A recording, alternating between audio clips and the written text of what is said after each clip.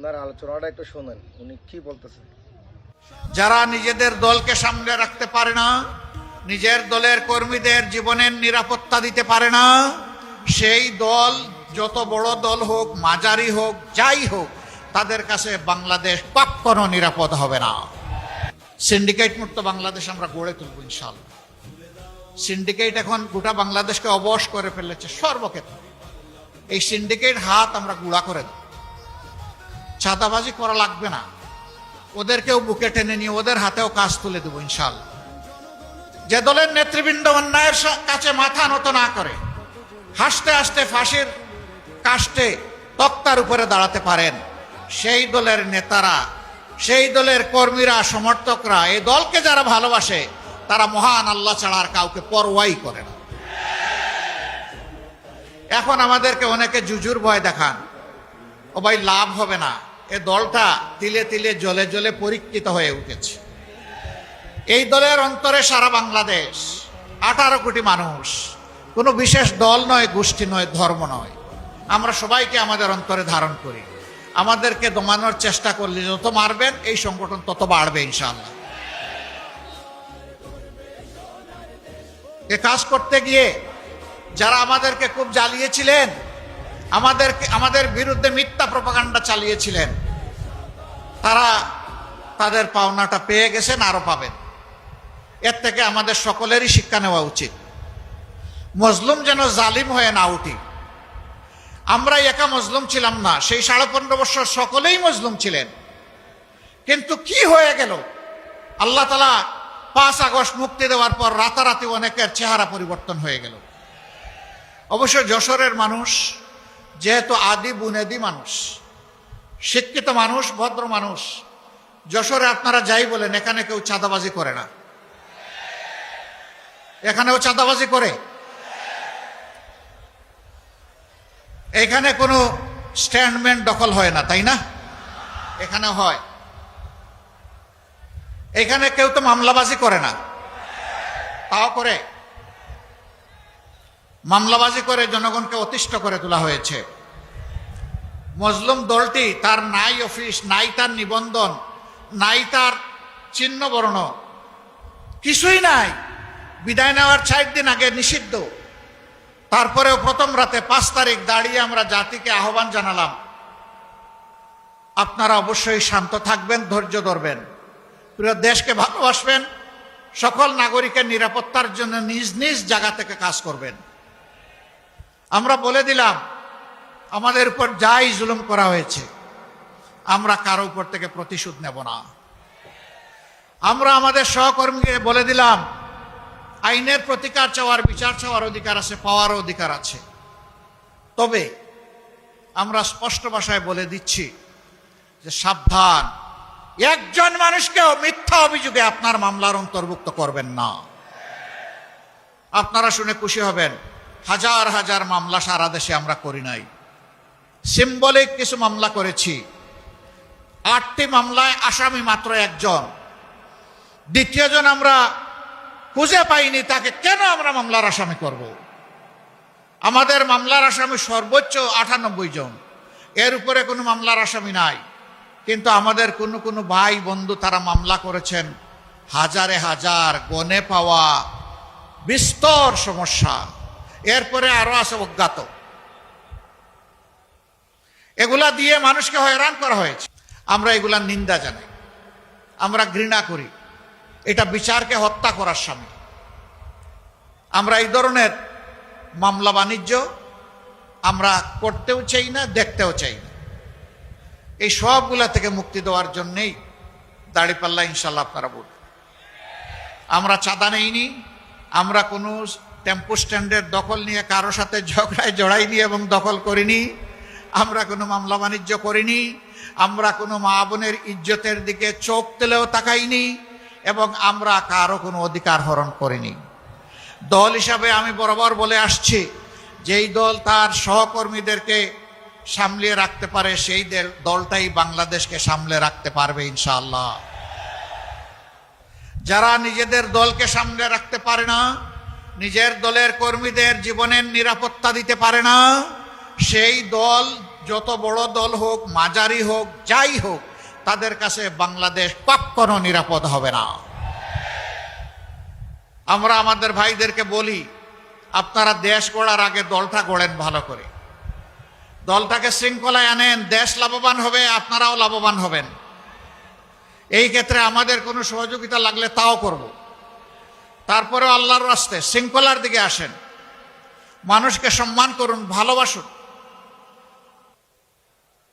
আপনারা দেখেছেন এত নির্যাতন, এত ফাঁসি, এত এক্সট্রা জুডিশিয়াল কিলিং, হাজার কর্মীকে হারিয়েছি, সহকর্মীকে। যখন শহীদ পরিবারগুলোর কাছে যাই, মা বোন, এতিম সন্তান, তাদের চোখে তরল পদার্থ দেখি। এই তরল পদার্থ চোখের পানি নয়, তাদের সন্তান, ভাই এবং পিতার রক্ত। যখন পরিবারের সদস্যরা বলেন যে এই দেখেন দেয়ালে এই ছোট্ট শিশুটি তার বাপের ছবি অঙ্কন করে বলতেছে, বাবা তুমি কখন আসবে, তখন ওদেরকে সান্ত্বনা দেওয়ার কোনো ভাষা আমরা পাই না। আমরা আপনাদেরকে কথা দিচ্ছি, বাংলাদেশকে কেউ যদি সেদিকে নিতে চায়, সকল শক্তি দিয়ে আল্লাহর পর ভরসা করে আমরা রুখে দেব ইনশাআল্লাহ। ওই কালো অধ্যায় আর বাংলাদেশে ফিরে আসতে দেওয়া হবে না। আমাদের যুবকরা জেগে উঠেছে, তারা ইতিমধ্যে তাদের বার্তা জাতিকে দিয়ে দিয়েছে। যুবকরা স্পষ্ট বলেছে, আমরা সত্যের পক্ষে, ন্যায়ের পক্ষে, আমরা নতুন বাংলাদেশের পক্ষে, আমরা বিভক্তি নয় ঐক্যের পক্ষে। এটা 5টা বিশ্ববিদ্যালয়ের সচেতন ছাত্রছাত্রীরা জাতিকে এটা জানিয়ে দিয়েছে। আর যত বিশ্ববিদ্যালয়ে নির্বাচন হতো ঠেকিয়ে দেওয়া হয়েছে। কেউ কেউ গণতন্ত্রের নাকি উদ্ধারকারী, কিন্তু তারাই আবার কোনো জায়গায় গণতান্ত্রিক চর্চা হতে দেন না। কি আশ্চর্য ব্যাপার, এক অঙ্গে কত রূপ।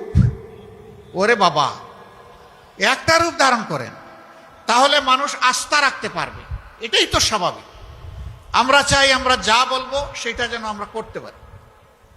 সম্মানিত ভাইয়েরা, আজকে মাদেরকে জিজ্ঞেস করা হয় যে আপনারা কারে ভোট দিবেন, তারা একদম স্বতঃস্ফূর্তভাবে বললে আমরা দাঁড়িপাল্লায় ভোট দেবো, বা আমাদের যে আরো সঙ্গী 10 দল আছেন তাদের মার্কায়।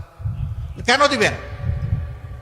ওনারা আসলে তো আপনাদেরকে গড়েবন্দি করে রাখবে। এটা আপনাদের কথা, আমরা এটা বিশ্বাস করি না। তাইলে দিবেন কেন? যে দিব এই কারণে আমরা বিশ্বাস করি তাদের হাতেই বাংলাদেশ নিরাপদ থাকবে, আমিও নিরাপদ থাকবো। আপনারা একজন বোনের অভিব্যক্তি দেখেছেন, কেউ তাকে মডেল বলছেন, ওটা বলছেন, সেটা বলছেন। আমরা প্রত্যেকটি মাকে মা হিসাবেই দেখি। তাকে জিজ্ঞেস করেছেন সাংবাদিক বন্ধু, আপনি কাকে চান? তিনি বলছেন আমি জামাতকে চাই। ওই জামাত আসলে তো আপনি ড্রেস পরতে পারবেন না। বলেছে পরবো না। বলে তখন তো অন্য ড্রেস পরা লাগবে। পরবো। এরপরে জিজ্ঞেস করছে যে জামাতকে কেন চান? বলে আমি চাই জামাত আসলে দেশটা ঠিক হবে, এই জন্য জামাতকে চাই। এরপরে বলতেছে জামাতের কোন দিকটা ভালো লাগে? সারা জামাতকেই ভালো লাগে। This is reality. জামাত এই জায়গায় আপনাদের ভালোবাসায়, দুয়ায়, সমর্থনে, আল্লাহ তাআলার মেহেরবানিতে এই জায়গায় এসেছে দীর্ঘ পরীক্ষা দিয়ে। প্রিয় দেশবাসী, আমরা একা দেশ চালাবো এটা আমরা চিন্তা করি না, আমরা জাতিকে ঐক্যবদ্ধ করে চলতে চাই। এই জন্য আমরা দেখেছেন যে 11টি দল আমরা হাতে হাত মিলিয়েছি। আমরা এই জাতিকে নিয়ে সামনের দিকে এগিয়ে যেতে চাই ইনশাআল্লাহ। যুবক যুবতী ভাই ও বোনেরা, আমরা আল্লাহর মেহেরবানিতে তোমাদের হাতে বেকার ভাতা তুলে দেব না। তোমাদের হাতে বেকার ভাতা তুলে দিয়ে এই জাতির যুবক যুবতীরা বেকার বিশ্বের দরবারে এই লজ্জাজনক পরিচয় আমরা দিতে চাই না। বরঞ্চ তোমরা আমাদের কলিজার টুকরা, বুকের ধন। আমরা তোমাদেরকে দক্ষ জনবল হিসাবে গড়ে তোলার জন্য যা দরকার তাই করব। এরপরে তোমাদের হাতে হাতে সম্মানের কাজটি আমরা তুলে দেব। তখন তোমরা হবে গর্বিত নাগরিক, বুক ফুলিয়ে বলবে আমিও বাংলাদেশের উন্নয়নে অবদান রেখে চলেছি, আমি বাংলাদেশের একজন দক্ষ লোক। আমরা সেই দক্ষতা এবং প্রাপ্যতার ভিত্তিতে কাজ হাতে তুলে দিতে চাই। আমরা চাই না আমাদের পটেনশিয়াল একজন যুবক কিংবা যুবতী তারা দেশ গড়ার কাজ থেকে বঞ্চিত হোক। আমরা সবাইকে সম্পৃক্ত করতে চাই। বেকার ভাতা দেওয়া মানে বেকারত্বকে উৎসাহিত করা, এই কাজ আমরা করব। আমরা বেকারত্ব দূর করতে চাই। বাতার বদলে আমরা কাজ হাতে তুলে দিতে চাই। যুবকরা কি মন খারাপ করেছেন? দেখে হাত তুলে বলেন তো, আপনারা কি বেকার ভাতা নিতে চান? আপনারা আপনাদের দক্ষ হাত কাজের জন্য পেরেশান হয়ে খোলা রাখবেন? সে হাত আমরা ভরে দেব ইনশাআল্লাহ।